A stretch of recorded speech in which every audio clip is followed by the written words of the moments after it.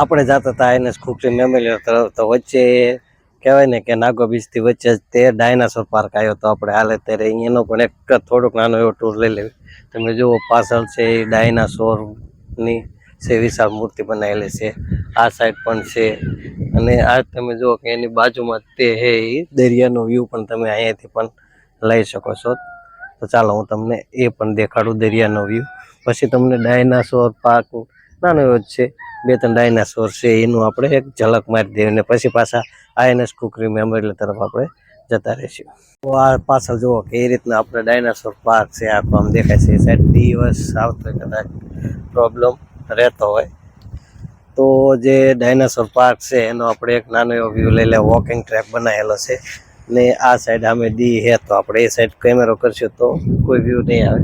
તમે જુઓ કે પાછળની સાઈડ ડાયનાસોર બનાવેલું છે.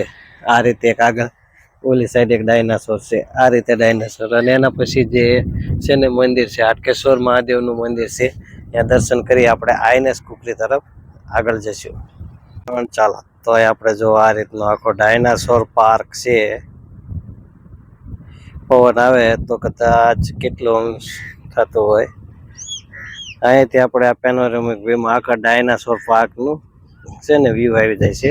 તમે જો કે આપણી ગાડી પડી દેખાય.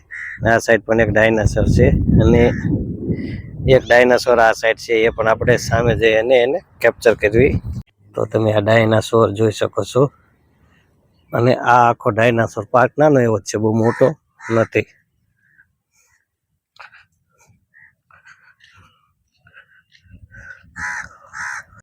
જો તમે અહીંયા પણ તા એક ડાયનાસોર જેવું બનાવેલો છે, જો કે કેકડો છે ડાયનાસોરનું ને પણ કેકડાનું પૂતળું બનાવેલું છે. અહીંયા આ રીતનું સિટિંગ એરિયો નહીં પણ ખાલી તમે વચ્ચે ઊભા રહી શકો છો એ રીતનું બનાવેલું છે.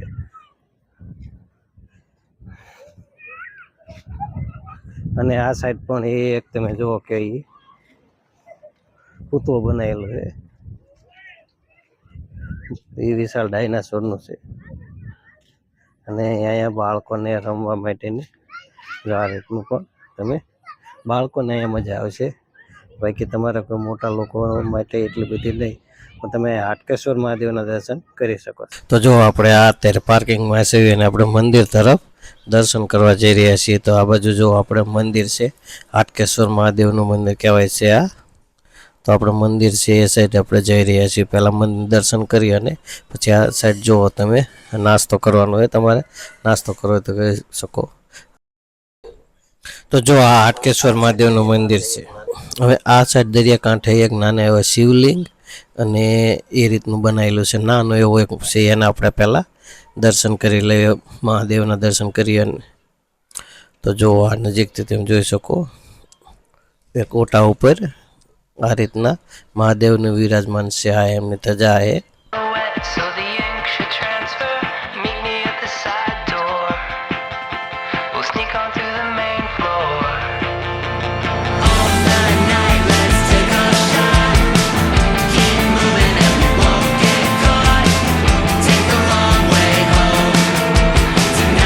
તો જો આ દરિયા કિનારો છે ને આપણે તમે જો અહીંયા પથ્થરને દેખાય છે, તો તમે કદાચ દરિયા અંદર નાહવા ન જઈ શકો, પણ તમારે જો અહીંયા કાંઠે બેસીને આરામથી ભીડભાડથી દૂર તમારે ચીલ કરવો હોય, આરામ કરવો હોય, દરિયાની કહેવાય ને મોજાની મજા માણવી હોય, શાંત વાતાવરણમાં કોઈ પણ ભીડભાડથી અલગ, તો તમે અહીંયા બેસી શકો છો. તો જો આપણે આ મંદિર છે, અહીંયા મહાદેવના દર્શન આપણે અહીંયા પણ દર્શન કરવા જઈશું. જોઈએ કદાચ અહીંયા કોઈ લખેલું હોય વિડીયો શૂટિંગની મનાય છે, તો આપણે કદાચ શૂટિંગ નહીં કરીએ. તો જો આ સાઈડ બેસવાની વ્યવસ્થા મંદિર પડકે પણ એ બધું પ્રોપર કરેલી છે. તો આ જો આપણે મહાદેવના દર્શન અહીંયા કરી લઈશું.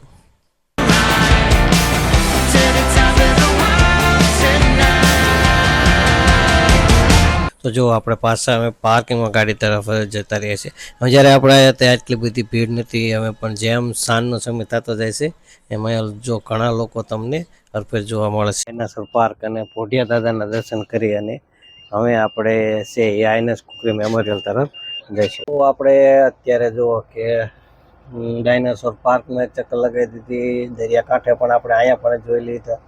પછી પોઢિયા દાદા લખેલું હતું એ આપણે મંદિરે દર્શન કર્યા. અને દરિયા કિનારે એક નાની એવી શિવલિંગને આખું એક સેટઅપ કરેલું હતું ઓટા ઉપર. એ આપણે આ મહાદેવના દર્શન કરી. હવે આપણે આઈએનએસ ખુકરી મેમોરિયલ તરફ અહીંથી આપણે આગળ વધીશું. તો હવે આપણે સીધા મળીશું આઈએનએસ ખુકરી મેમોરિયલે. ત્યાં જઈ અને આપણે જોઈએ કેટલો ટાઈમ સ્પેન્ડ કરી શકીએ છીએ. તો આ જોઈ જો એકચ્યુઅલ કે આ દાદાના દર્શન છે ને આ રીતની અહીંયા દુકાનો અને નાસ્તાની થોડી ઘણી વ્યવસ્થા છે. અને આ સાઈડ પણ તમને દુકાનો થોડી ઘણી મળી રહેશે.